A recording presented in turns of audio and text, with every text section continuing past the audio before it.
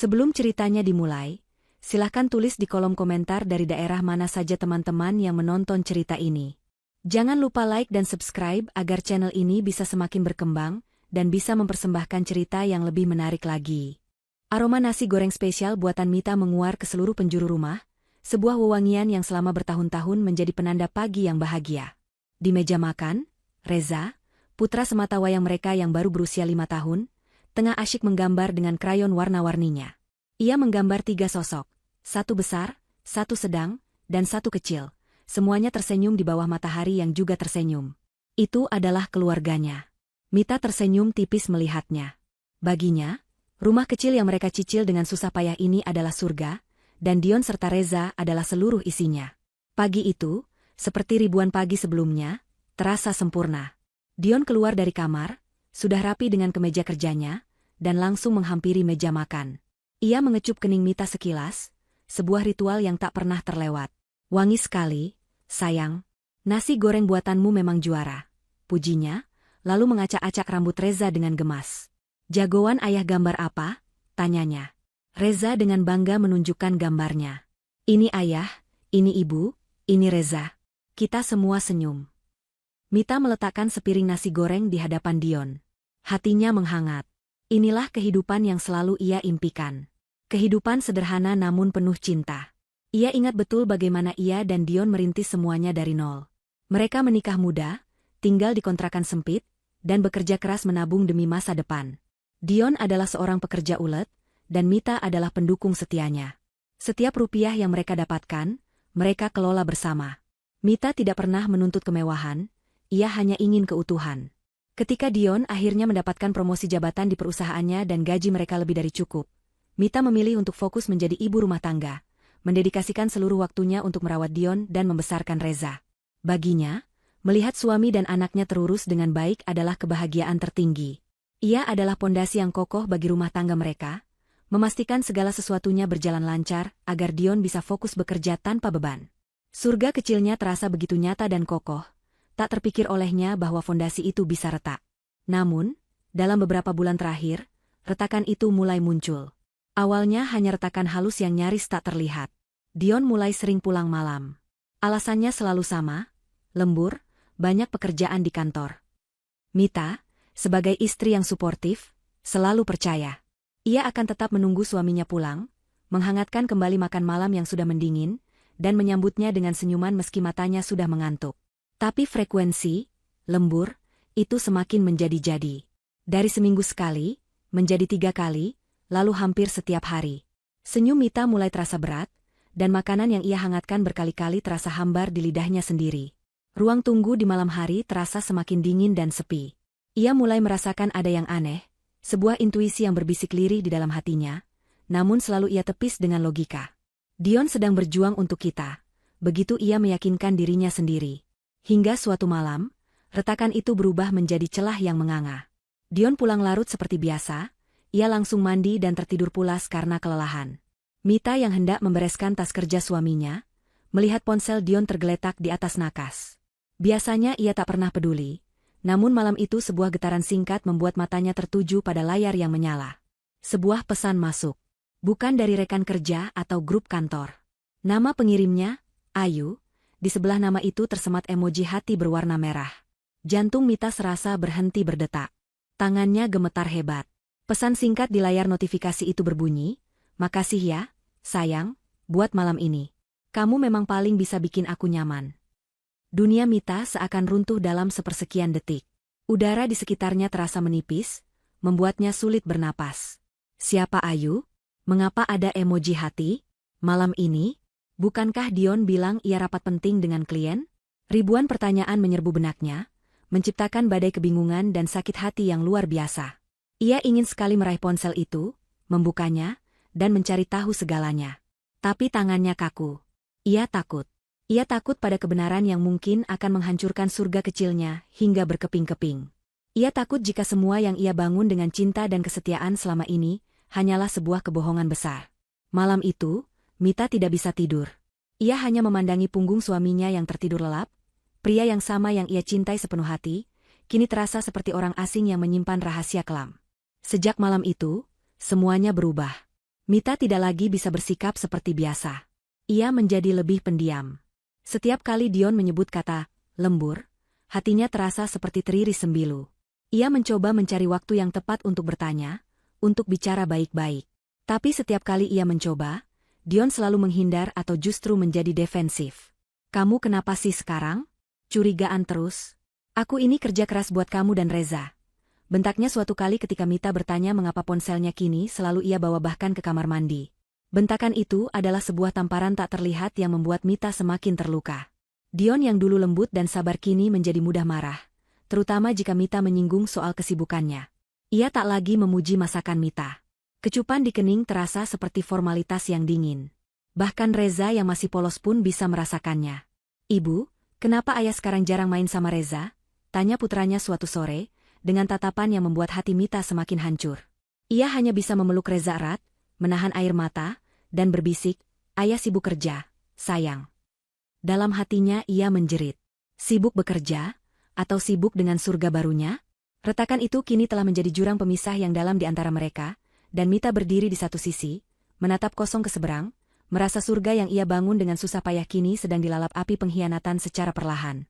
Beberapa hari setelah insiden pesan singkat itu, Mita mencoba sekuat tenaga untuk menyatukan kembali kepingan hatinya.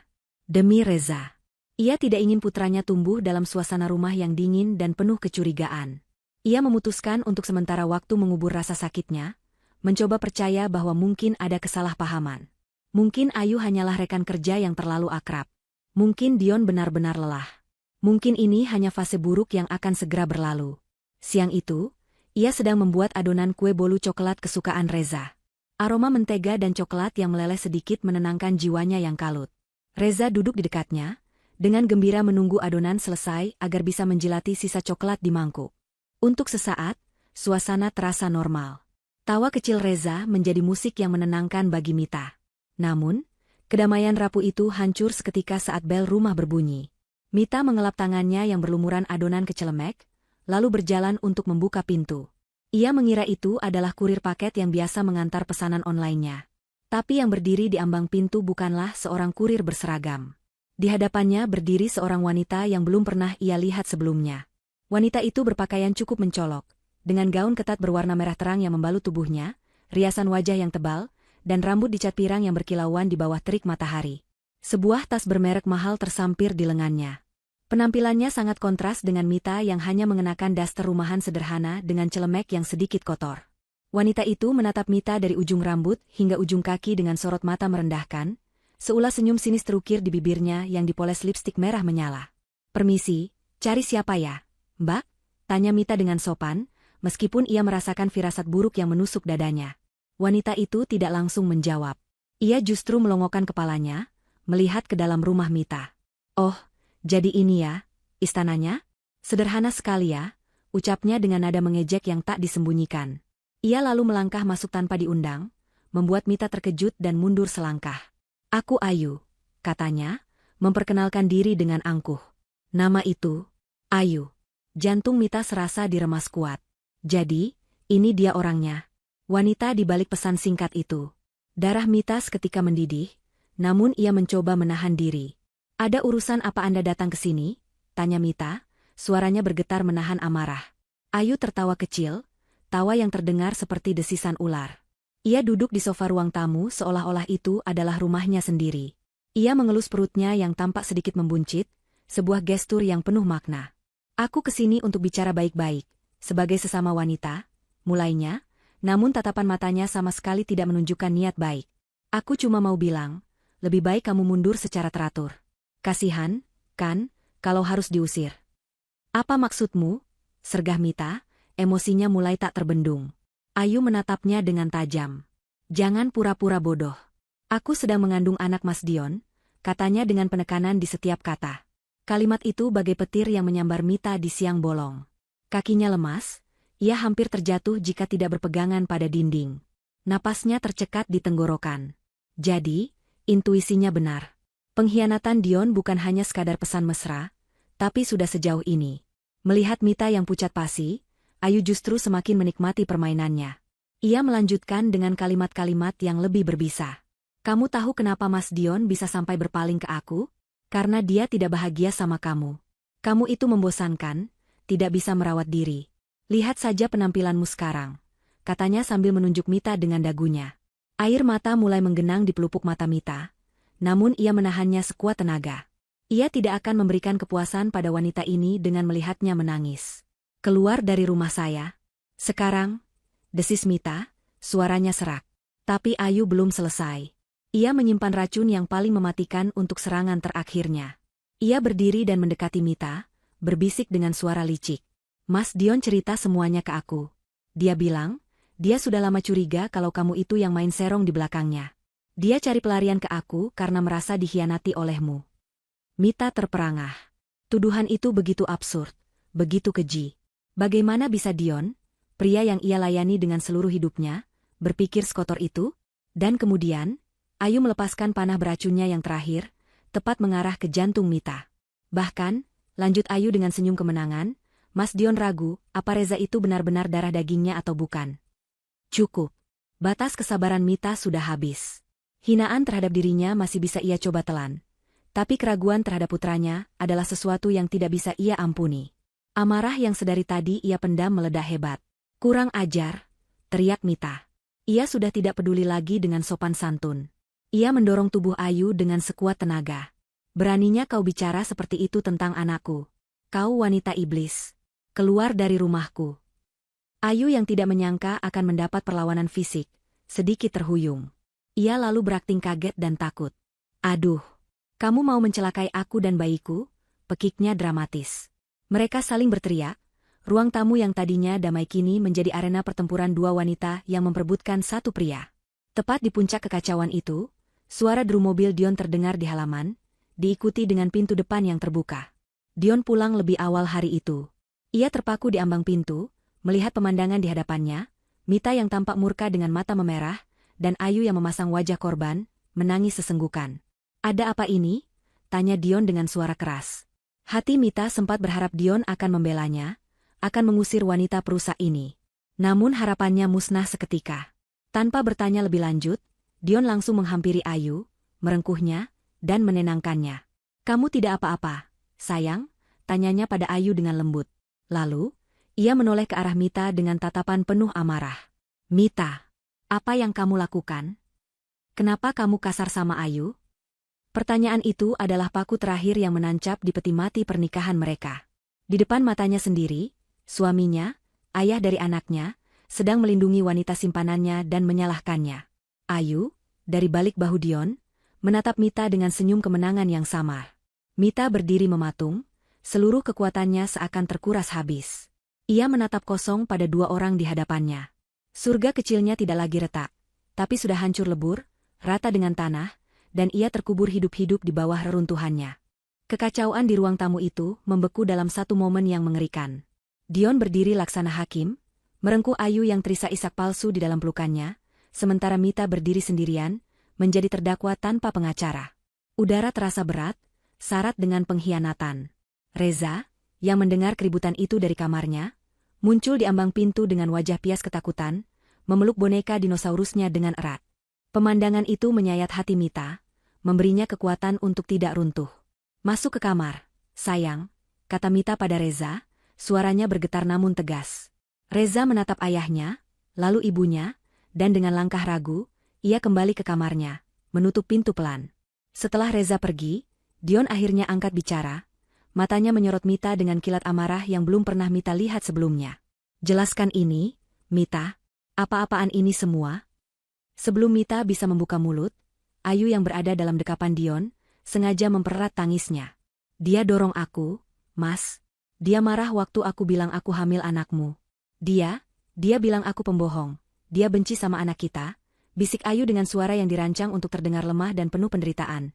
Namun setiap katanya adalah racun yang meresap langsung ke telinga dan hati Dion. Hati Mita terasa seperti dicabik-cabik. Wanita itu tidak hanya merebut suaminya, tapi juga memutarbalikkan fakta dengan begitu keji.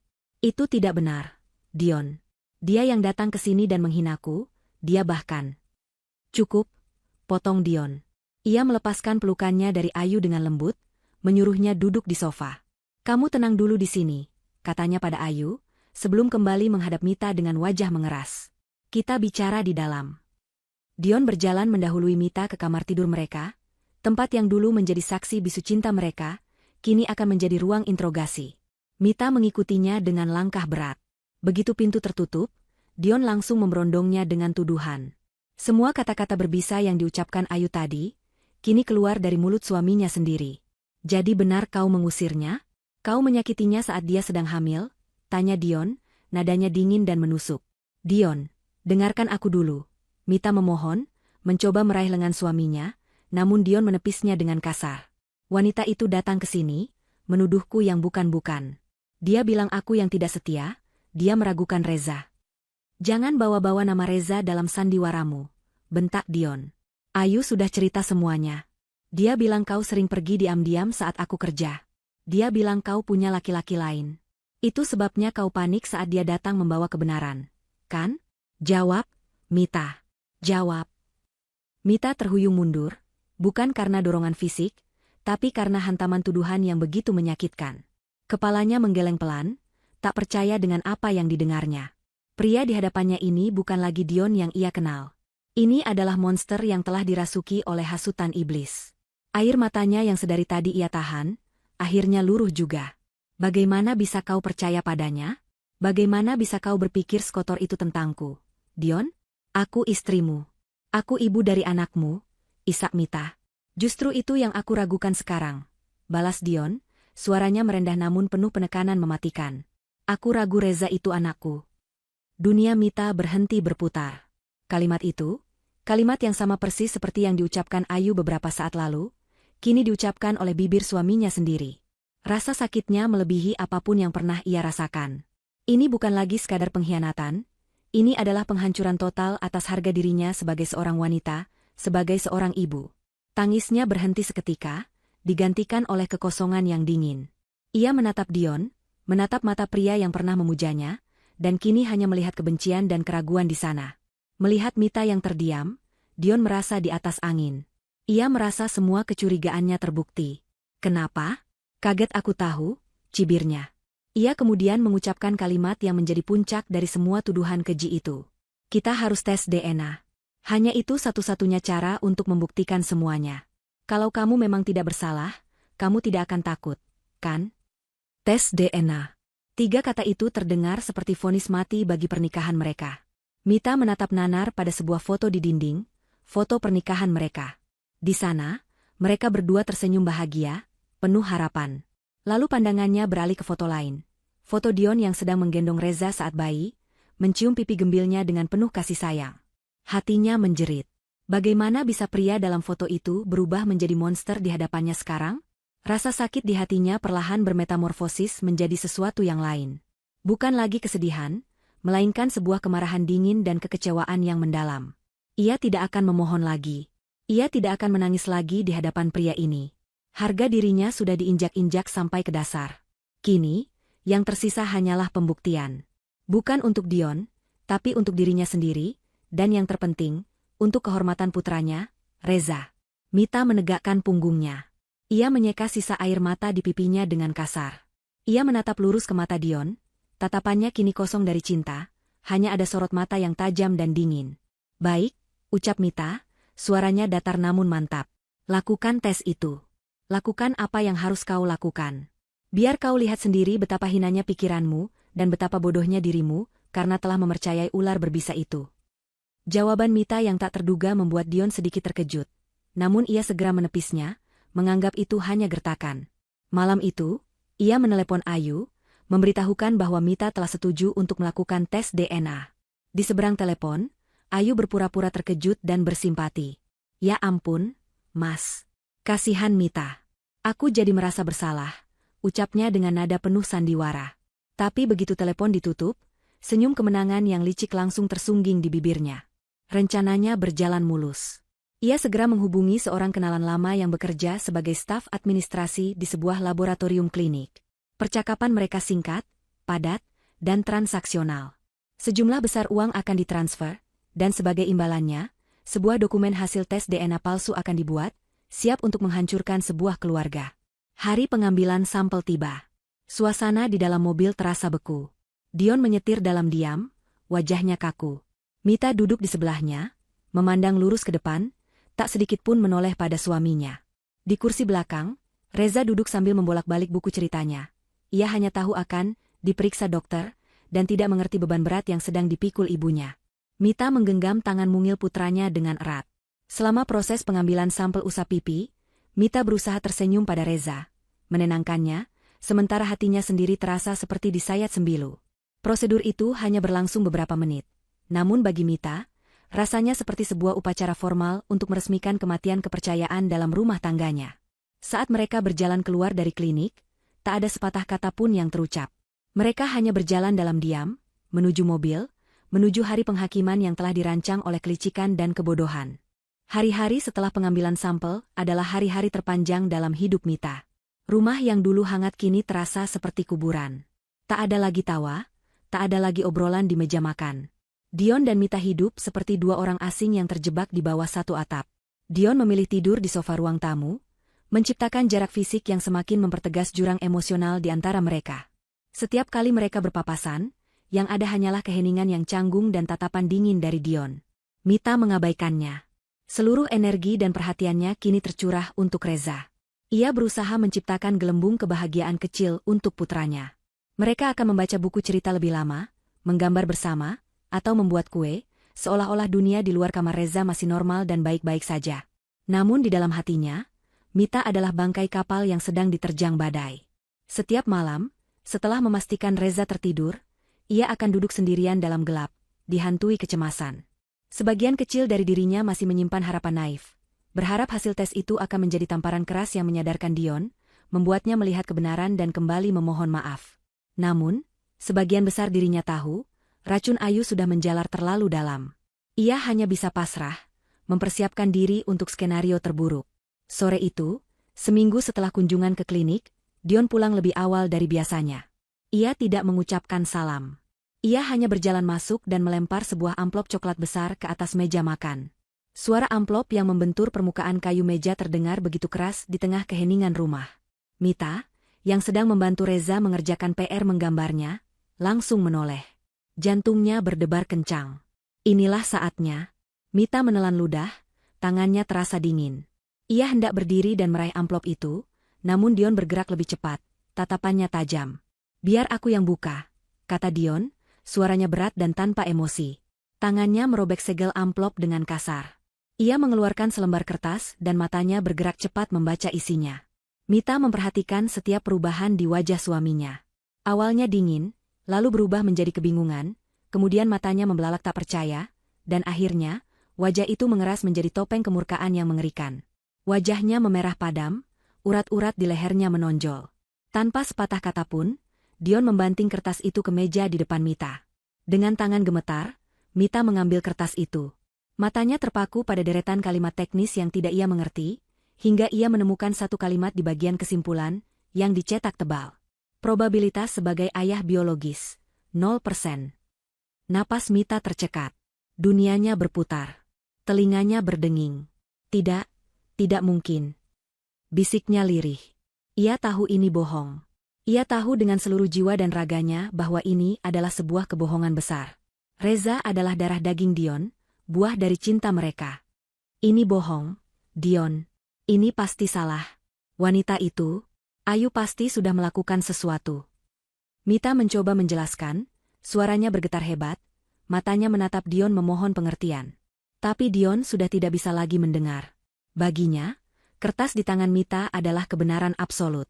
Itu adalah konfirmasi dari semua bisikan beracun Ayu, pembenaran atas pengkhianatannya sendiri. Kemarahannya meledak tak terkendali. "Pembohong!" teriaknya, suaranya menggema di seluruh ruangan. Ia menunjuk wajah Mita dengan jari gemetar. "Jadi selama ini aku dibohongi. Aku hidup dengan seorang penipu. Aku membesarkan anak haram." Reza, yang mendengar teriakan ayahnya, berlari keluar dari kamarnya dengan wajah ketakutan. "Ayah? Ibu? Kenapa?" cicitnya. Kemunculan Reza bukannya melunakkan hati Dion, malah semakin menyulut apinya. Ia menunjuk bocah malang itu dengan tatapan penuh kebencian. Dia bukan anakku," teriak Dion, kalimat itu keluar dari mulutnya seperti semburan lahar. "Aku tidak mau melihat wajahnya lagi di rumah ini. Dia adalah bukti pengkhianatanmu. Mita langsung memeluk Reza yang mulai menangis ketakutan. Hatinya hancur berkeping-keping. Bukan hanya untuk dirinya, tapi untuk putranya yang tidak berdosa, yang harus mendengar kalimat sekejam itu dari mulut ayah kandungnya sendiri. Dion, cukup. Jangan bicara seperti itu di depan Reza, pekik Mita. Tapi Dion sudah seperti kesetanan. Ia berjalan cepat ke kamar, membuka lemari, dan menarik sebuah koper besar, melemparkannya ke atas tempat tidur. Kemasi barang-barangmu. Dan barang anak itu, perintahnya dengan suara dingin dan kejam. Aku mau kalian berdua pergi dari rumah ini. Sekarang juga. Mita, dengan air mata yang mengalir deras, masih mencoba memohon. Dion, sadarlah, ini semua jebakan. Jangan hancurkan keluarga kita seperti ini. Keluarga? Dion tertawa sinis. Keluarga kita sudah hancur sejak kau memasukkan laki-laki lain ke dalam pernikahan kita.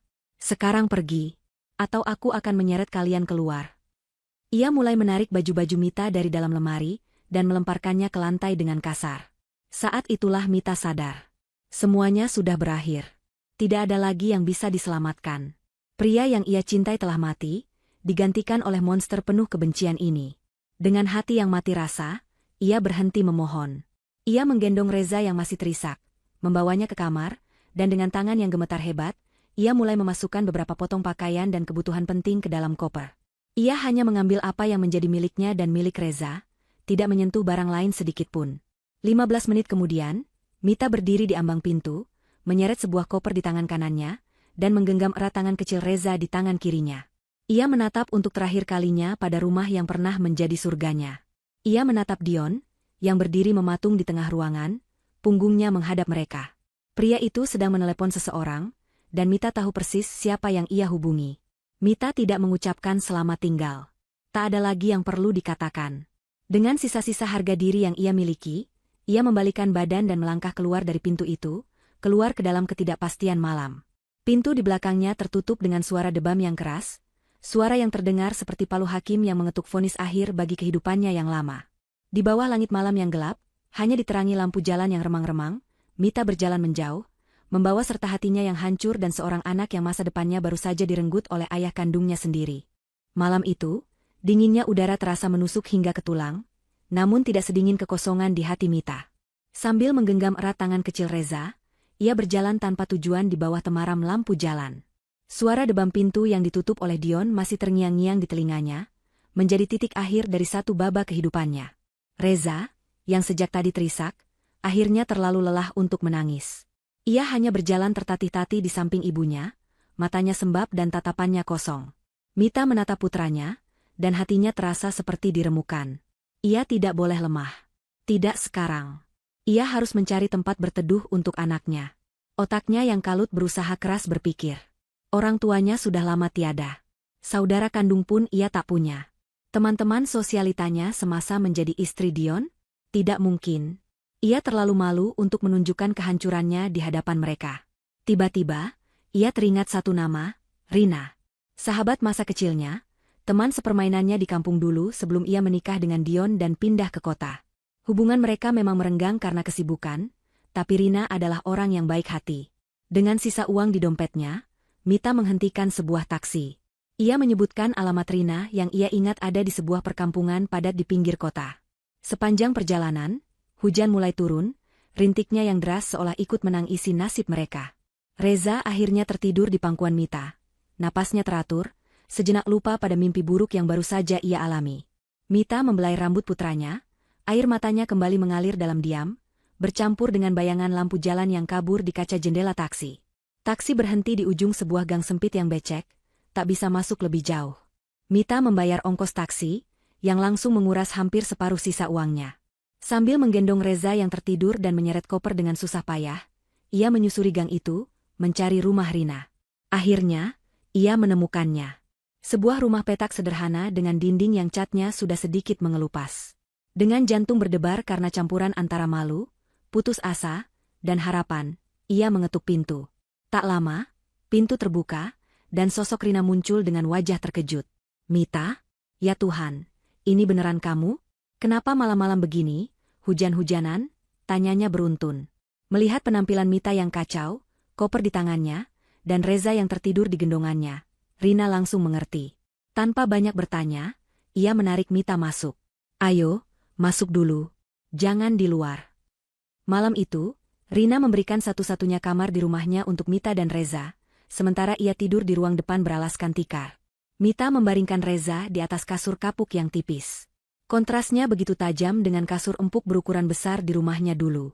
Setelah memastikan Reza berselimut, Mita duduk di tepi ranjang. Ia menceritakan segalanya pada Rina, semua kepahitan yang baru saja ia alami.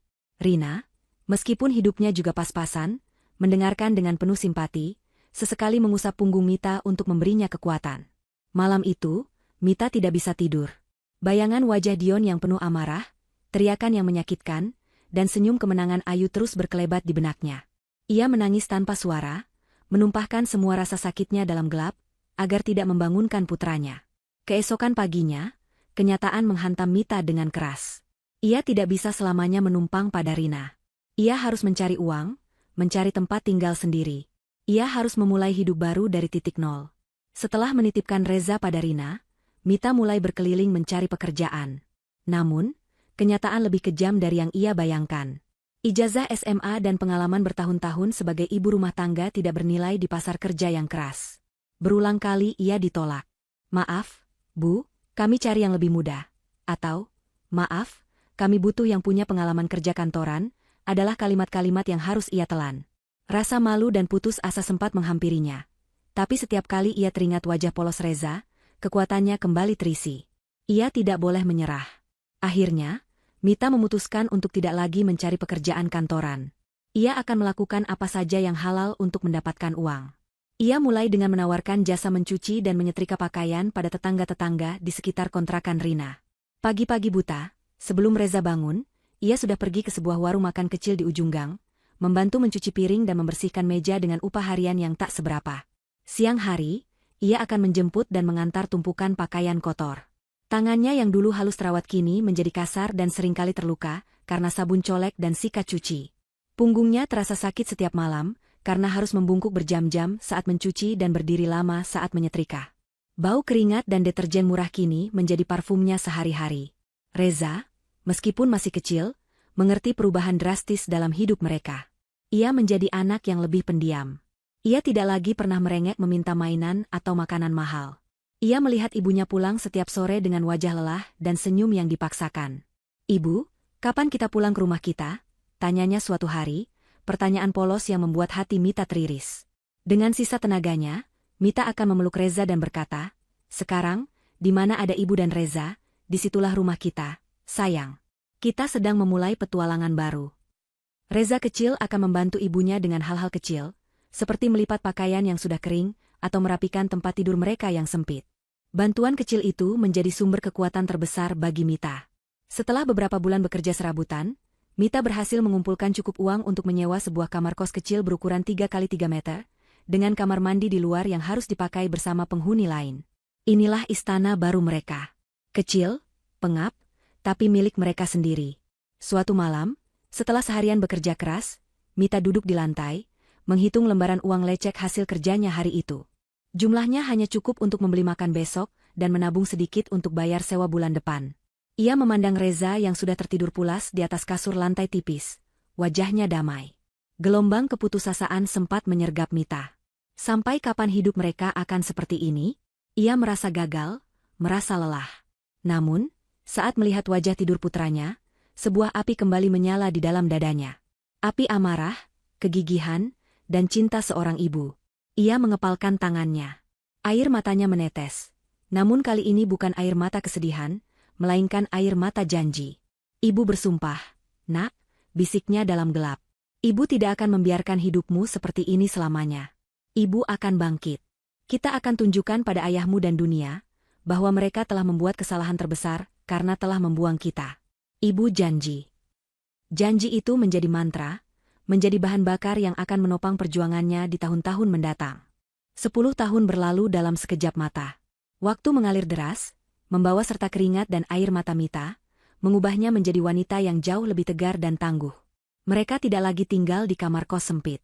Berkat kerja kerasnya yang tak kenal lelah, dari menerima order jahitan hingga akhirnya berhasil membuka usaha catering kecil-kecilan dari rumah, Mita mampu menyewa sebuah rumah kontrakan petak yang lebih layak. Terdiri dari 1 ruang tamu kecil, 1 kamar tidur, dan dapur, rumah itu menjadi saksi bisu perjuangan dan pertumbuhan mereka. Kehidupan mereka masih sangat sederhana, jauh dari kemewahan masa lalu, namun penuh dengan martabat yang mereka bangun sendiri. Reza, kini telah tumbuh menjadi seorang remaja laki-laki berusia 15 tahun. Ia tidak seperti remaja kebanyakan. Badai kehidupan yang ia lalui sejak kecil telah menempanya menjadi pribadi yang pendiam, dewasa sebelum waktunya, dan sangat tajam pikirannya. Ia tidak lagi mengingat dengan jelas wajah ayahnya, yang ia ingat hanyalah rasa sakit dan penghinaan di malam itu, serta punggung ibunya yang bekerja tanpa henti demi dirinya. Kenangan itu tidak membuatnya menjadi pemberontak. Sebaliknya, itu menjadi cambuk yang memacunya untuk menjadi yang terbaik. Di sekolah menengah negeri tempatnya belajar, namanya selalu berada di peringkat pertama. Ia melahap buku-buku pelajaran seperti orang kelaparan, menyerap setiap ilmu dengan begitu mudah. Namun, kecerdasan Reza tidak hanya terbatas pada akademis. Ia tahu, mengandalkan prestasi sekolah saja tidak akan cukup cepat untuk mengubah nasib mereka. Sepulang sekolah, saat teman-temannya pergi bermain atau nongkrong, Reza langsung pulang dan memulai pekerjaannya. Di sudut kamarnya yang sempit, terdapat sebuah komputer bekas yang ia rakit sendiri dari komponen-komponen murah yang ia beli dengan uang tabungannya. Dengan komputer itulah, ia membuka jasa pengetikan dan desain grafis sederhana untuk tugas-tugas sekolah anak-anak di lingkungannya. Upahnya tidak besar, tapi cukup untuk membeli buku-buku bekas atau menambah uang belanja ibunya. Terkadang, ia juga memberikan les privat matematika dan fisika untuk anak-anak SMP.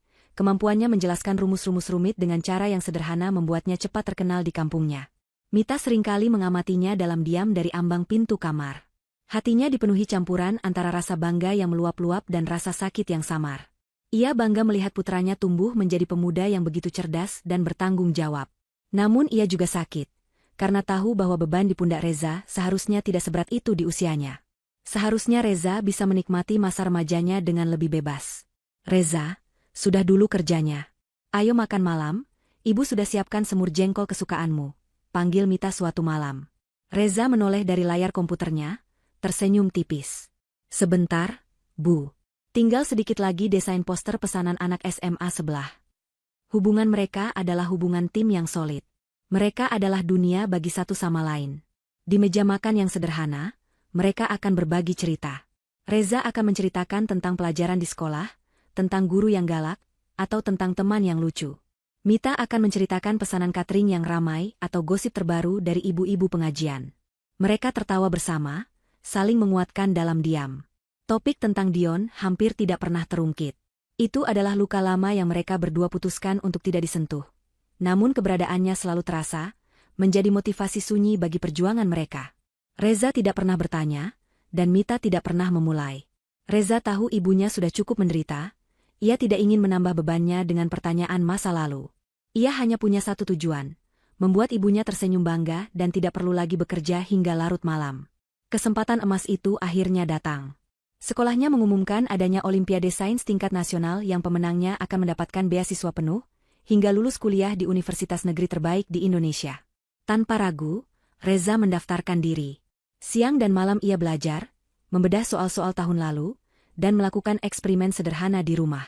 Mita mendukungnya dengan cara yang ia bisa, memastikan Reza tidak kekurangan gizi, membuatkannya teh hangat saat belajar hingga larut, dan yang terpenting, mendoakannya dalam setiap sujudnya. Hari pengumuman adalah hari yang paling menegangkan.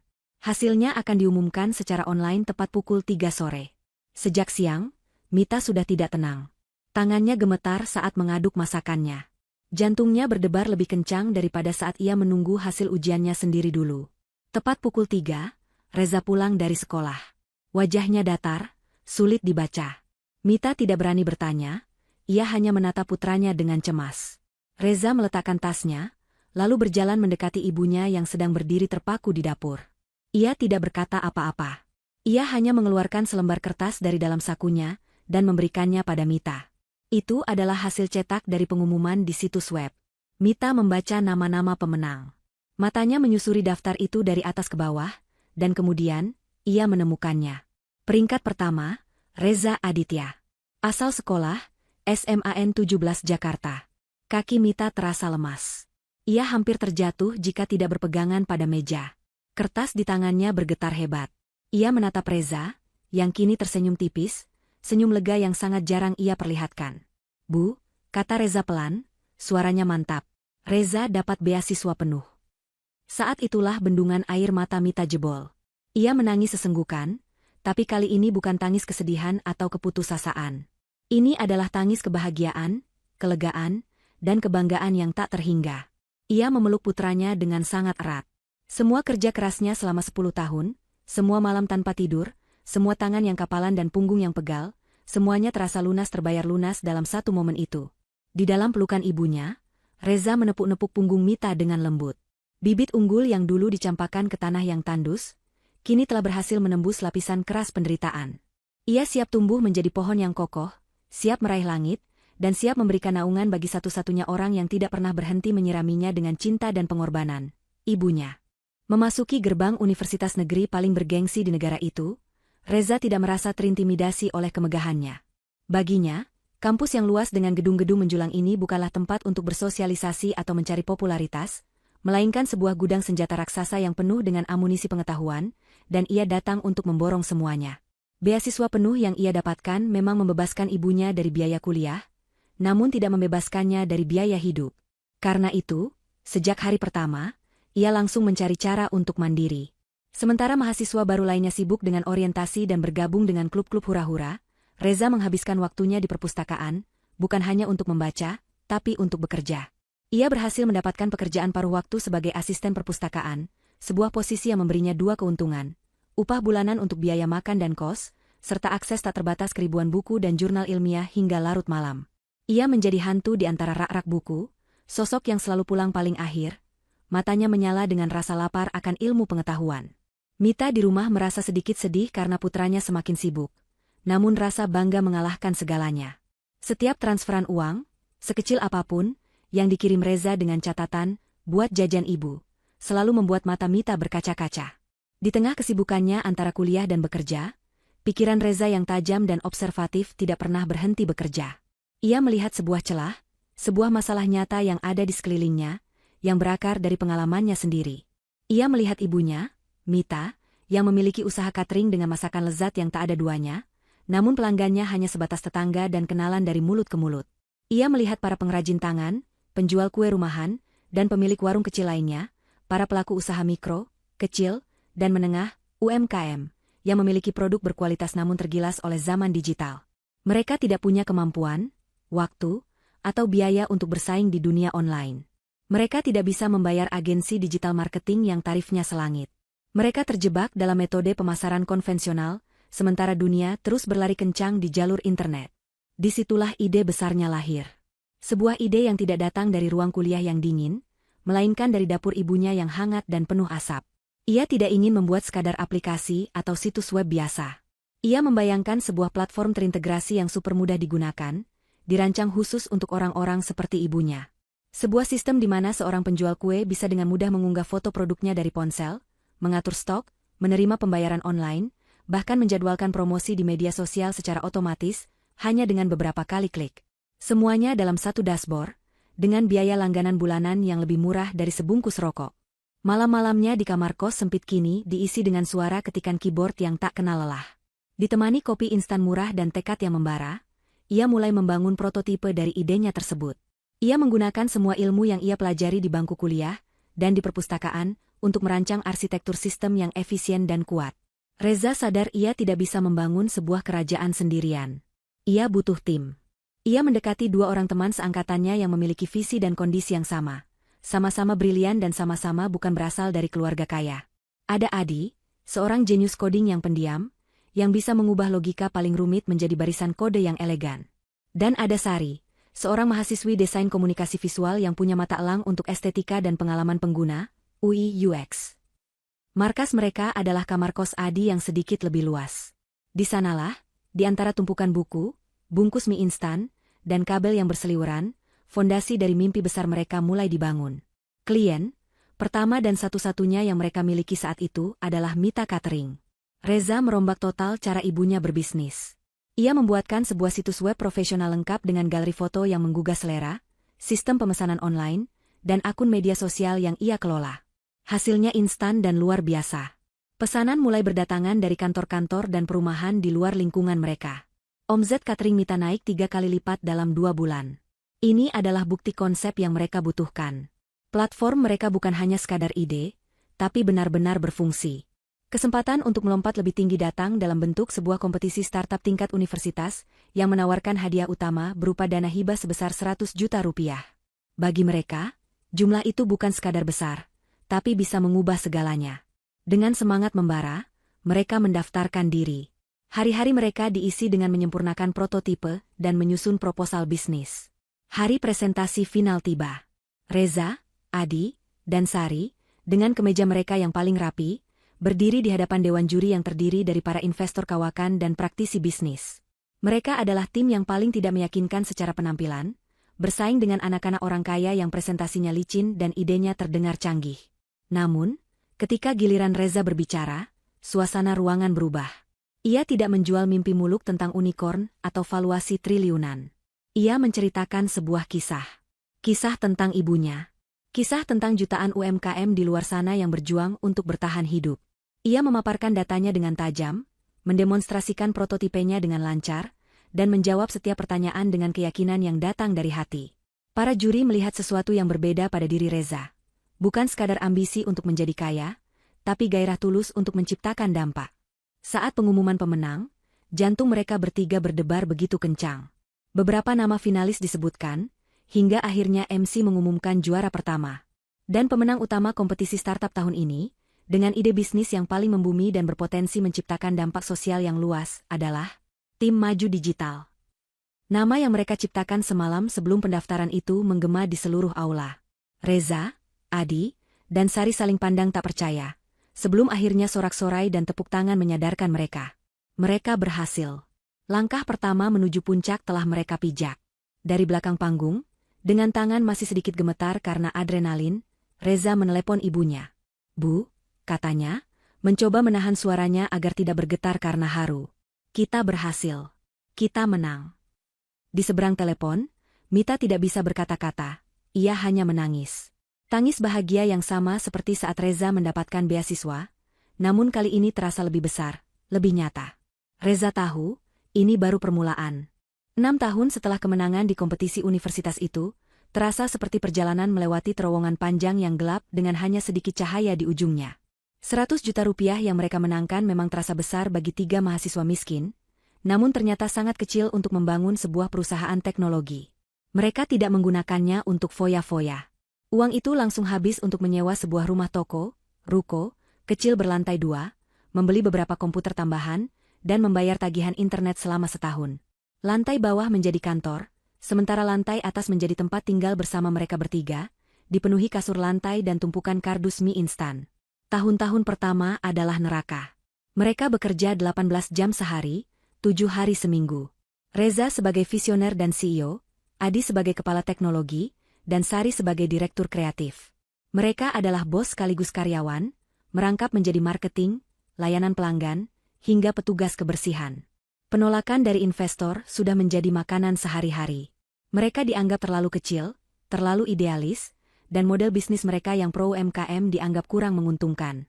Namun, setiap kali ada satu pelanggan baru yang bergabung, seorang ibu penjual keripik dari desa, seorang pengrajin batik dari kota kecil, dan mengucapkan terima kasih karena bisnisnya terbantu, semangat mereka kembali menyala. Titik balik itu datang di tahun keempat. Sebuah portal berita nasional besar menurunkan artikel utama tentang fenomena digitalisasi UMKM. Mereka menyorot beberapa platform, dan Maju Digital disebut sebagai permata tersembunyi yang paling memahami kebutuhan rakyat kecil. Artikel itu menjadi viral. Dalam semalam, jumlah pendaftar baru di platform mereka melonjak ribuan %. Server mereka hampir jebol. Telepon di ruko kecil mereka tak henti-hentinya berdering. Para investor yang dulu menolak mereka, kini antre menelepon untuk menjadwalkan pertemuan. Dari puluhan tawaran, Reza dengan cermat memilih satu perusahaan modal ventura besar yang tidak hanya menawarkan dana, tapi juga visi yang sejalan. Suntikan dana segar yang masif itu melambungkan Maju Digital ke level yang berbeda. Mereka pindah dari ruko sempit ke sebuah gedung perkantoran modern di pusat bisnis Jakarta. Tim mereka yang semula hanya 3 orang, kini membengkak menjadi ratusan.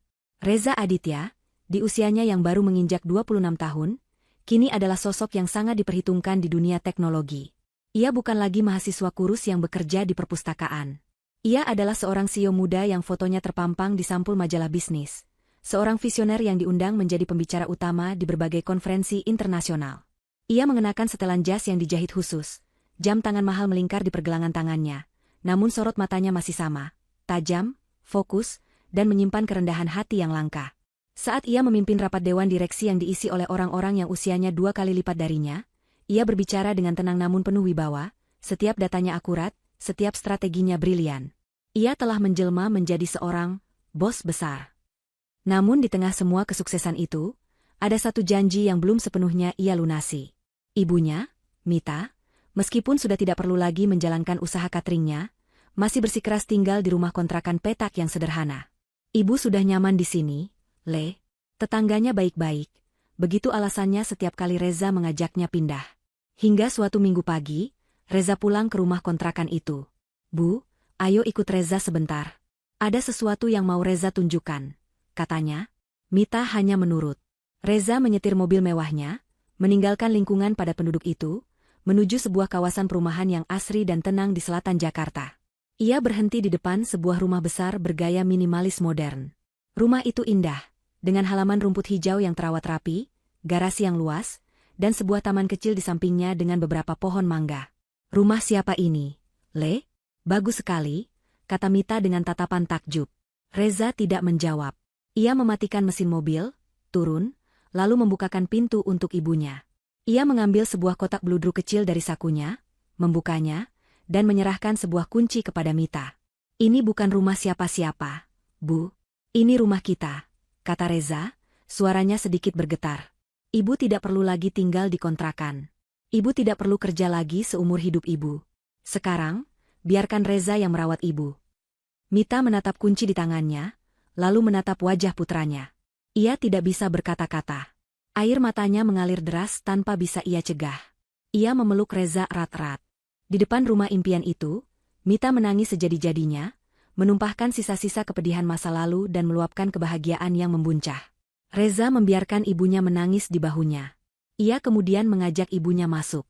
Mita berjalan dari satu ruangan ke ruangan lain, menyentuh dinding yang dicat putih bersih, mengagumi dapur modern yang luas dan berkilauan, surga bagi seorang wanita yang pernah menghabiskan ribuan jam di dapur sempit. Sore itu, mereka duduk berdua di kursi taman di halaman belakang, menikmati teh hangat. Mita tampak begitu damai. Wajahnya yang dulu selalu terlihat lelah kini bersinar cerah.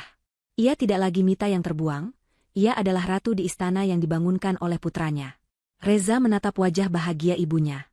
Di momen inilah, ia merasa benar-benar telah berhasil. Bukan saat perusahaannya mencapai valuasi miliaran dolar, bukan saat ia diwawancara oleh media asing, tapi saat ini, saat ia melihat senyum tulus di wajah wanita yang telah mengorbankan segalanya untuknya. Sang bos besar telah lahir. Bukan karena tahta bisnis yang ia duduki, tetapi karena janji suci kepada ibunya kini telah lunas ia tunaikan. Sementara Mita dan Reza merangkak naik dari dasar jurang penderitaan, di belahan kota yang lain, Dion dan Ayu sedang menikmati kemenangan mereka di atas istana pasir yang mereka bangun dari kebohongan. Beberapa bulan pertama setelah kepergian Mita, hidup terasa seperti mimpi bagi Dion. Rumah yang tadinya terasa dingin dan penuh ketegangan, kini diisi oleh tawa dan kemesraan Ayu. Ia merasa telah membuat keputusan yang tepat. Ia telah menyingkirkan seorang istri pengkhianat dan memulai hidup baru yang jujur dengan wanita yang sedang mengandung darah dagingnya. Perut Ayu yang semakin membesar menjadi simbol masa depan cerah yang ia yakini akan mereka miliki.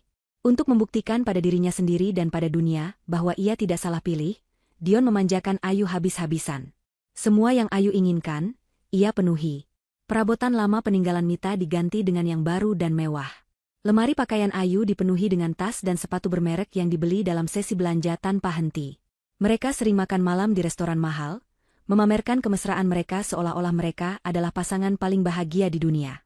Dion merasa seperti seorang raja, dan Ayu adalah ratunya.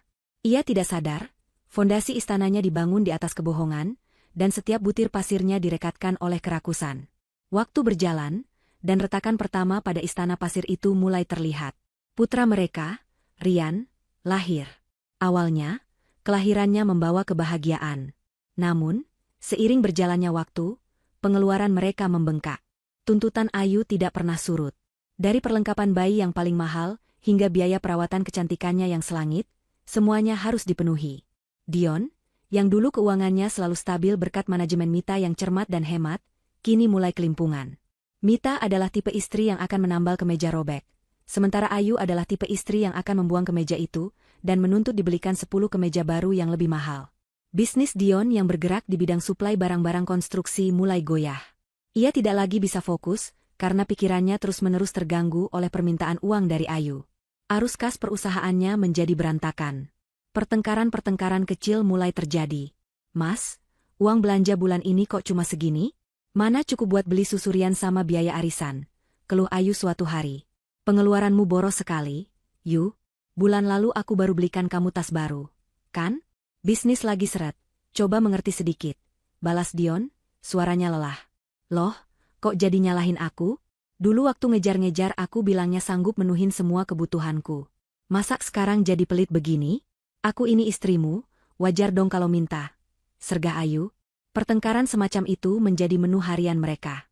Cinta yang dulu membara kini mulai padam, tertimbun oleh tumpukan tagihan dan kekecewaan.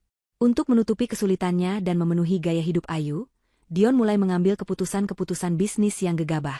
Ia mengambil pinjaman bank dengan bunga tinggi, melakukan investasi berisiko dengan harapan mendapat keuntungan cepat, namun semuanya gagal.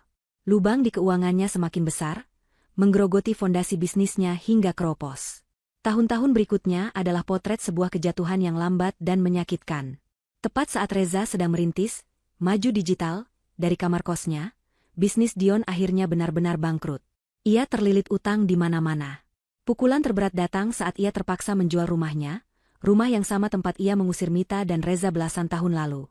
Kenangan saat Mita menatapnya dengan tatapan kosong sebelum pergi, tiba-tiba melintas di benaknya, namun segera ia tepis.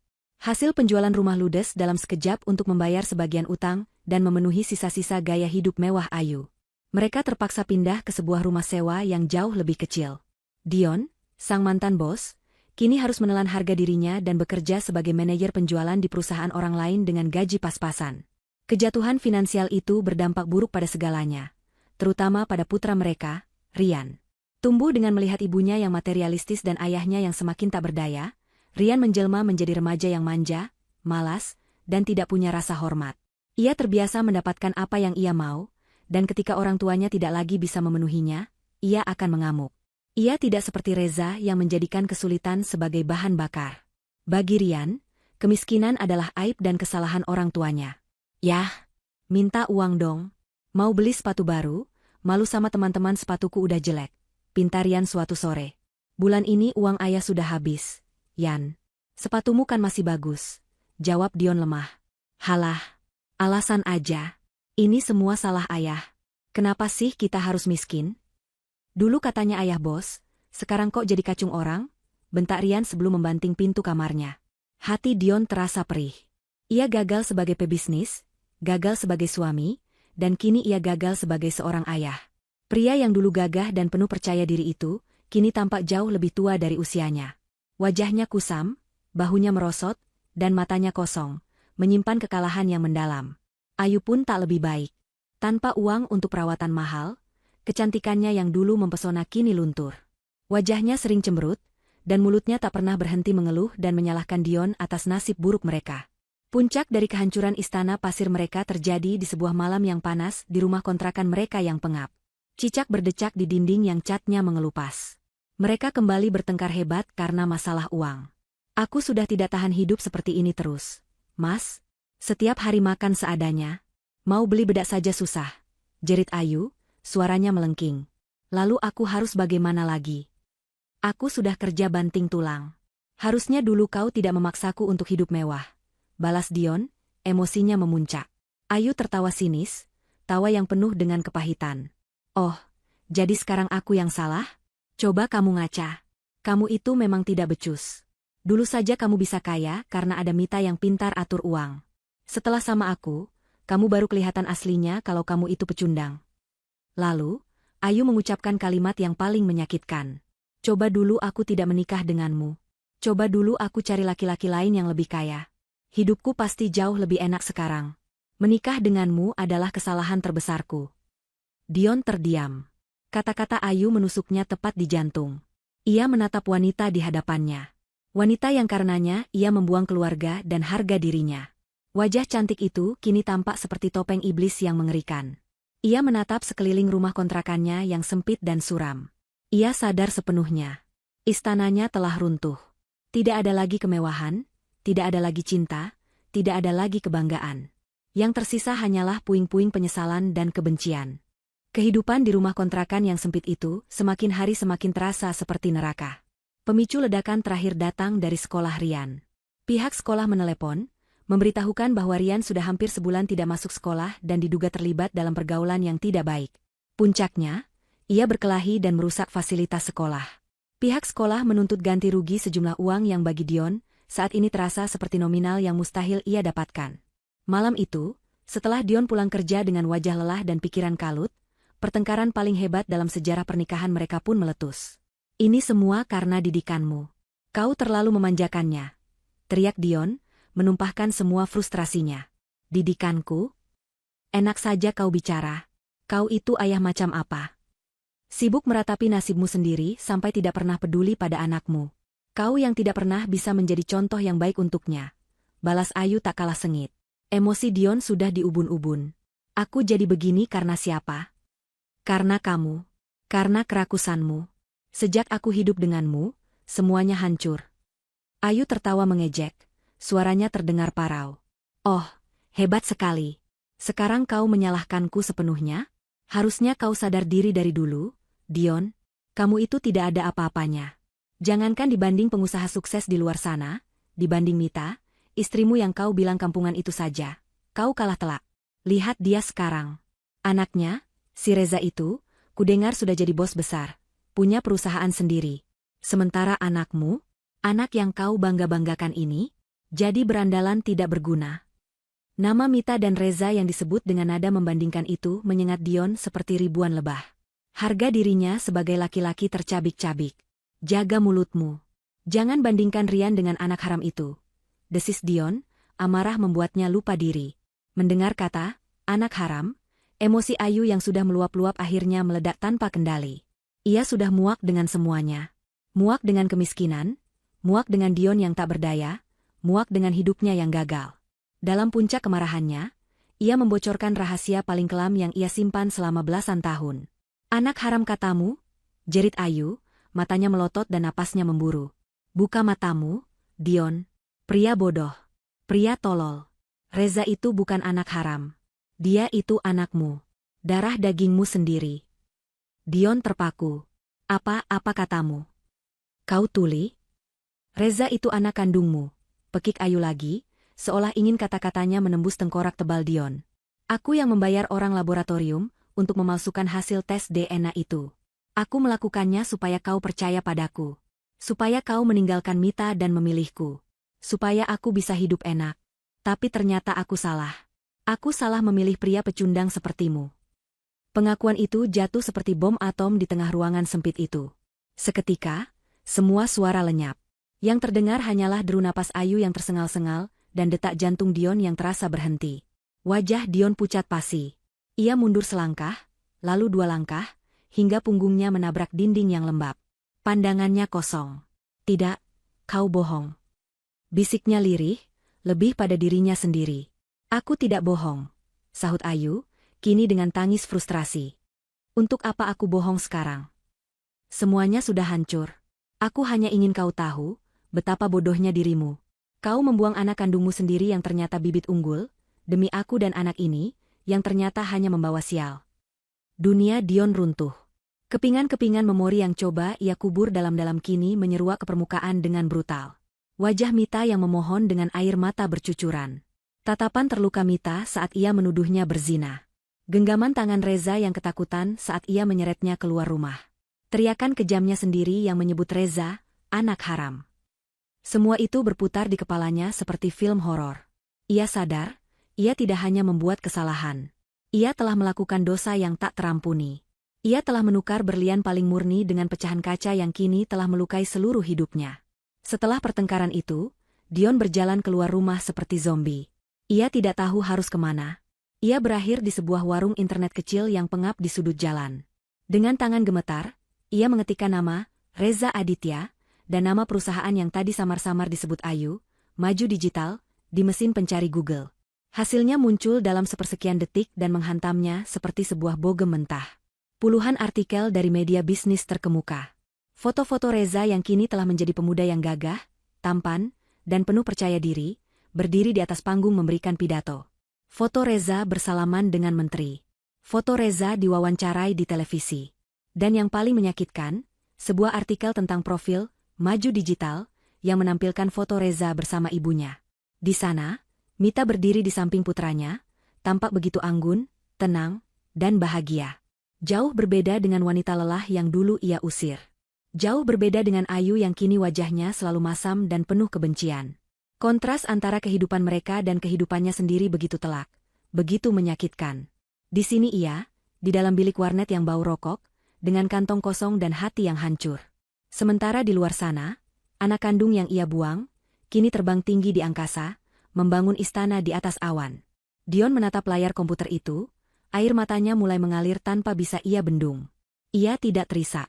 Ia hanya menangis dalam diam, tangisan seorang pria yang telah kehilangan segalanya, termasuk jiwanya sendiri. Seluruh tubuhnya bergetar karena penyesalan yang begitu dahsyat. Malam itu, di tengah keremangan warnet, Dion tidak hanya menangisi nasibnya yang malang. Ia menangisi kebodohannya, kekejamannya, dan kesempatan yang telah ia buang sia-sia. Dan di dasar jurang keputusaasaannya, sebuah ide gila yang nekat mulai tumbuh. Sebuah harapan kecil yang absurd, mungkin ia masih bisa memperbaiki semuanya. Mungkin ia bisa mendapatkan pengampunan. Mungkin ia bisa kembali menjadi bagian dari kehidupan mereka. Beberapa hari setelah malam pencerahan yang menghancurkan itu, Dion hidup seperti mayat. Ia tidak lagi pergi bekerja, mengabaikan panggilan telepon dari atasannya yang marah. Ia hampir tidak makan dan tidak tidur. Ia hanya duduk termangu di sudut kamarnya yang pengap, mengabaikan ocehan Ayu atau keluhan Rian. Baginya, mereka berdua hanyalah bagian dari dekorasi neraka yang ia ciptakan sendiri. Pikirannya terus-menerus memutar ulang artikel dan foto-foto kesuksesan Reza. Wajah putranya yang dulu ia coba lupakan, kini terpatri permanen di benaknya. Wajah yang tegas, mata yang cerdas, dan senyum percaya diri yang sama sekali tidak mewarisi kekalahannya. Di dasar jurang keputusaasaannya, harapan gila yang tumbuh di warnet malam itu mulai menguat menjadi sebuah rencana nekat. Ia harus menemui mereka. Ia harus bersujud di kaki Mita. Ia harus memohon pengampunan dari Reza. Ia meyakinkan dirinya sendiri, dengan logika orang yang sudah tenggelam, bahwa ikatan darah tidak bisa dihapus. Bahwa permintaan maaf tulus dari seorang ayah yang menyesal pasti akan meluluhkan hati anaknya. Ia lupa, bahwa ia sendiri yang telah memutuskan ikatan itu dengan kejam belasan tahun yang lalu. Dengan sisa-sisa tenaga yang ia miliki, Dion mulai mempersiapkan ziarahnya. Bukan ziarah suci untuk penebusan dosa, melainkan ziarah seorang pecundang yang kehabisan pilihan. Ia membongkar lemari pakaiannya yang usang, mencari kemeja terbaik yang ia punya. Ia menemukan satu, kemeja batik lengan panjang yang warnanya sudah sedikit pudar dan ujung kerahnya mulai berjumbai. Itu adalah kemeja yang ia pakai saat menghadiri pernikahan seorang kerabat bertahun-tahun lalu, di masa ketika ia masih merasa menjadi orang terhormat. Ia bercermin. Wajah yang menatapnya balik adalah wajah orang asing. Pria tua dengan kantung mata yang menghitam, rambut yang menipis dan memutih, serta tatapan mata yang kosong. Ia mencoba menyisir rambutnya yang lepek, berharap bisa terlihat sedikit lebih pantas. Namun yang ia lihat hanyalah potret kegagalan yang menyedihkan. Berbekal alamat kantor pusat, Maju Digital, yang ia catat dari internet dan sisa uang di sakunya yang hanya cukup untuk ongkos transportasi umum, ia melangkah keluar dari rumah tanpa berpamitan pada siapapun. Perjalanannya menuju menara perkantoran di pusat kota adalah sebuah siksaan. Ia berdesak-desakan di dalam bus kota yang panas dan sesak, aroma keringat dan asap knalpot menusuk hidungnya. Pemandangan ini begitu kontras dengan mobil-mobil mewah yang melintas di samping bus, mobil-mobil yang mungkin saja salah satunya dikendarai oleh putranya. Setiap guncangan bus terasa seperti guncangan dalam jiwanya.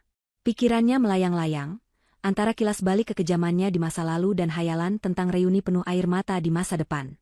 Ia membayangkan Mita akan menangis dan memaafkannya. Ia membayangkan Reza akan memeluknya dan memanggilnya, "Ayah." Hayalan-hayalan itu menjadi satu-satunya pelampung yang membuatnya tidak tenggelam dalam lautan rasa malu yang pekat. Akhirnya, ia tiba. Maju Digital Tower, menjulang di hadapannya seperti sebuah monumen raksasa yang terbuat dari kaca dan baja, berkilauan di bawah terik matahari. Gedung itu adalah simbol dari semua yang bukan dirinya. Baru, sukses, kuat, dan penuh harapan. Dengan langkah ragu, ia mendorong pintu kaca yang berat dan melangkah masuk. Lobi gedung itu begitu luas, dingin, dan mengintimidasi. Lantainya terbuat dari marmer mengkilap, dan puluhan anak muda berpakaian rapi lalu lalang dengan langkah cepat dan penuh energi. Di dinding utama, sebuah layar LED raksasa menampilkan wajah Reza dalam sebuah iklan korporat, di bawahnya tertulis kutipan, "Inovasi bukan tentang teknologi, tapi tentang empati." Dion merasa dirinya seperti seekor semut yang tersesat di istana raksasa. Ia berjalan menuju meja resepsionis yang panjang, di mana seorang wanita muda dengan senyum profesional menyambutnya. "Selamat siang, Bapak. Ada yang bisa saya bantu?" Sapanya ramah. Lidah Dion terasa keluh. Saya mau bertemu dengan Bapak Reza Aditya," ucapnya dengan suara serak dan gemetar. Senyum sang resepsionis tidak berubah. "Baik, Bapak. Apakah sebelumnya sudah membuat janji?" "Tentu saja tidak. Saya ini ayahnya," kata Dion, berharap status itu akan menjadi kunci ajaib yang bisa membuka semua pintu. Ekspresi sang resepsionis berubah sedikit. Ada kilat kasihan bercampur curiga di matanya. Jelas ia sudah terlatih menghadapi situasi seperti ini. "Mohon maaf, Bapak. Jadwal Bapak Reza untuk hari ini sangat padat dan sudah penuh. Jika ada pesan yang ingin disampaikan, Bapak bisa menitipkannya pada saya." Sebuah dinding tak terlihat baru saja didirikan di hadapannya. Ia, ayah kandungnya, tidak bisa menemui putranya sendiri tanpa janji temu. Ia diperlakukan sama seperti sales atau orang asing lainnya. "Tolonglah, Mbak. Ini sangat penting. Saya hanya butuh 5 menit. Mohon." Dion, suaranya kini terdengar menyedihkan. "Sekali lagi mohon maaf, Bapak. Saya hanya menjalankan prosedur," jawab sang resepsionis dengan tegas namun tetap sopan. Dion mulai panik. Ia sedikit mengangkat suaranya, menarik perhatian beberapa orang di lobi. "Saya ini ayahnya. Saya berhak bertemu dengan anak saya." Melihat situasi yang mulai tidak kondusif, sang resepsionis dengan sigap menekan sebuah tombol di bawah mejanya. Tak lama, 2 orang satpam berbadan tegap menghampiri Dion. Mereka tidak kasar, namun kehadiran mereka sudah cukup mengintimidasi. "Mari, Pak. Sebaiknya Bapak menunggu di sebelah sini agar tidak mengganggu tamu lain," kata salah satu satpam dengan sopan, sambil dengan lembut mengarahkan Dion ke area sofa di sudut lobi. Dion terduduk lemas di sofa. Ia dikalahkan. Ia bahkan tidak mampu melewati garda pertahanan pertama. Ia, sang ayah biologis, hanyalah seorang pengganggu di kerajaan yang dibangun oleh putranya. Setelah duduk termangu selama hampir 1 jam, ia sadar usahanya di sini sia-sia. Dengan langkah gontai, ia berjalan keluar dari gedung itu. Ia tidak pergi jauh. Ia hanya berdiri di seberang jalan, di bawah sebuah pohon yang rindang, menatap ke puncak menara kaca itu. Di salah satu jendela di atas sana, putranya sedang bekerja, mengendalikan roda bisnisnya, tanpa tahu bahwa ayah yang telah membuangnya kini berdiri di bawah, menatapnya seperti seorang pengemis. Ziarah orang kalah ini baru saja dimulai, dan ia sudah menemui kegagalan pertamanya yang telak. Berdiri berjam-jam di seberang jalan membuat kaki Dion terasa kram dan kepalanya pening. Harapannya untuk bisa mencegat Reza saat pulang kantor pun sirna. Sebuah sedan hitam mewah meluncur keluar dari parkiran basement dengan kecepatan tinggi. Kaca jendelanya yang gelap tidak memungkinkan Dion untuk melihat siapa yang ada di dalamnya. Ia hanya bisa menatap mobil itu menjauh, membawa serta sisa-sisa harapannya. Dalam keputusasaan, sebuah ide lain muncul. Jika ia tidak bisa mendatangi istana kerja putranya, ia akan mendatangi istana rumahnya. Ia ingat samar-samar nama kompleks perumahan mewah yang disebutkan dalam sebuah artikel. Dengan sisa uang terakhir di sakunya, ia menaiki ojek, meminta diantarkan ke kawasan elit tersebut. Setibanya di sana, ia berjalan kaki, mencocokkan foto rumah di ponselnya dengan rumah-rumah megah yang berjejer. Akhirnya, ia menemukannya. Rumah yang indah, tenang, dan tampak begitu damai. Sangat kontras dengan kehidupannya yang kacau. Dengan jantung yang berdebar tak karuan, ia menekan bel di pilar gerbang yang tinggi. Tak lama, seorang asisten rumah tangga berseragam membukakan gerbang kecil. "Cari siapa, Pak?" tanyanya sopan. Saya mau bertemu Ibu Mita. Atau Reza.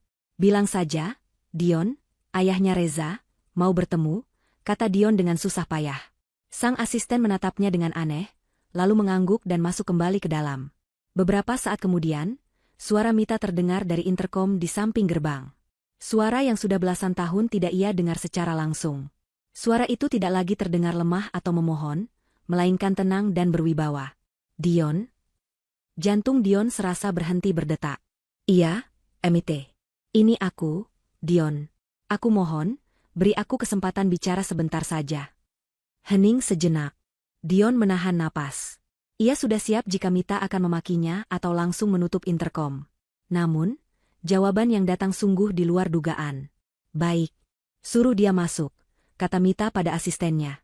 Pintu gerbang utama yang besar itu terbuka secara otomatis. Mita akan menemuinya. Ia akan menghadapi hantu dari masa lalunya, bukan untuk berdamai, tapi untuk menguburnya selamanya. Dion melangkah masuk ke halaman yang asri, kakinya terasa berat. Ia dipersilakan masuk ke ruang tamu yang luas dan sejuk. Perabotan yang elegan, lukisan di dinding, dan aroma wangi bunga segar membuatnya merasa semakin kerdil dan kotor. Tak lama, Mita turun dari tangga. Penampilannya membuat Dion terpana. Mita tidak lagi terlihat seperti wanita rumahan yang kuyu. Ia mengenakan gaun sederhana namun mahal, rambutnya ditata rapi, dan wajahnya memancarkan ketenangan dan kekuatan. Ia bukan lagi Mita yang dulu menangis di kakinya. Ia adalah seorang ratu di istananya. Saat mereka saling berhadapan, Reza tiba. Rupanya Mita sudah meneleponnya. Reza masuk dan langsung berdiri di samping ibunya. Ia menatap Dion tanpa ekspresi, tatapannya dingin dan tajam seperti baja, membuat nyali Dion semakin menciut. Di hadapan dua orang yang pernah ia hancurkan, pertahanan diri Dion runtuh total. Ia tidak sanggup lagi berdiri. Ia menjatuhkan dirinya, bersujud di lantai marmer yang dingin. Mita, Reza, maafkan aku. Isaknya, air mata dan ingus membasahi wajahnya. Ia menangis seperti anak kecil, menumpahkan semua penyesalannya yang telah ia pendam. Aku tahu aku salah, aku bodoh, aku dibutakan. Aku sudah tahu semuanya, Reza. Aku tahu tentang hasil tes DNA itu. Aku tahu kau anak kandungku. Maafkan ayah, nak, ayah mohon. Ia mencoba meraih ujung kaki Reza, namun Reza melangkah mundur. Mita dan Reza membiarkannya menangis, membiarkannya mengeluarkan semua racun penyesalannya. Setelah tangis Dion mereda menjadi isakan-isakan kecil, Mita akhirnya angkat bicara. Suaranya tenang, tanpa getar amarah sedikitpun, yang justru membuatnya terdengar semakin mematikan. Kau tahu, Dion, mulainya. Selama bertahun-tahun, aku sering bertanya-tanya. Di saat aku dan Reza hanya bisa makan nasi dengan garam, apa yang sedang kau makan di meja makanmu yang mewah? Di saat anak ini belajar di bawah cahaya lilin, karena kita tidak sanggup membayar listrik, senyenyak apa tidurmu di kasurmu yang empuk? Di saat anak ini demam tinggi dan aku hanya bisa mengompresnya dengan air biasa, karena tidak punya uang untuk ke dokter. Di mana kau? Kau, yang seharusnya menjadi pelindungnya, justru menjadi monster pertama dalam hidupnya. Setiap kata Mita adalah belati yang menusuk langsung ke ulu hati Dion. Kau minta maaf? Lanjut Mita, ada seulas senyum tipis yang getir di bibirnya. Kau minta pengampunan? Kami sudah memaafkanmu, Dion. Sudah sangat lama. Tapi kami melakukannya bukan untukmu. Kami melakukannya untuk diri kami sendiri, agar kami bisa melepaskan beban masa lalu dan melangkah maju. Memaafkan bukan berarti melupakan. Dan memaafkan, tentu saja tidak berarti menerima kembali. Mita berhenti sejenak, lalu menatap lurus ke mata Dion. Pintu untukmu di kehidupan kami sudah tertutup sejak malam kau mengusir kami. Dan pintu itu tidak akan pernah terbuka lagi. Kemudian, Reza, yang sedari tadi diam, akhirnya berbicara. Suaranya dalam dan dingin, tanpa emosi. Penderitaan yang kau alami sekarang, katanya, menatap Dion yang masih bersujud. Rumah tanggamu yang hancur, hidupmu yang berantakan, itu bukan urusan kami. Itu adalah tagihan atas perbuatanmu di masa lalu. Itu adalah buah yang harus kau petik dari pohon yang kau tanam sendiri. Anggap saja ini adalah karma. Reza kemudian memberi isyarat kecil pada seorang satpam yang sudah berdiri siaga di dekat pintu. Tolong, antar bapak ini keluar dari properti saya. Satpam itu melangkah maju. Mari, Pak, katanya dengan sopan namun tegas. Dion menatap Reza, lalu Mita, dengan tatapan memohon terakhir. Tapi yang ia lihat hanyalah dua wajah yang tenang dan mantap. Tak ada keraguan, tak ada belas kasihan. Harapan terakhirnya telah padam. Dengan tubuh lunglai, ia membiarkan dirinya dipapah berdiri dan digiring keluar. Suara permohonannya yang lirih. Mita, Reza, hilang ditelan udara. Gerbang besi yang megah itu tertutup di belakangnya dengan suara klik yang pelan namun final.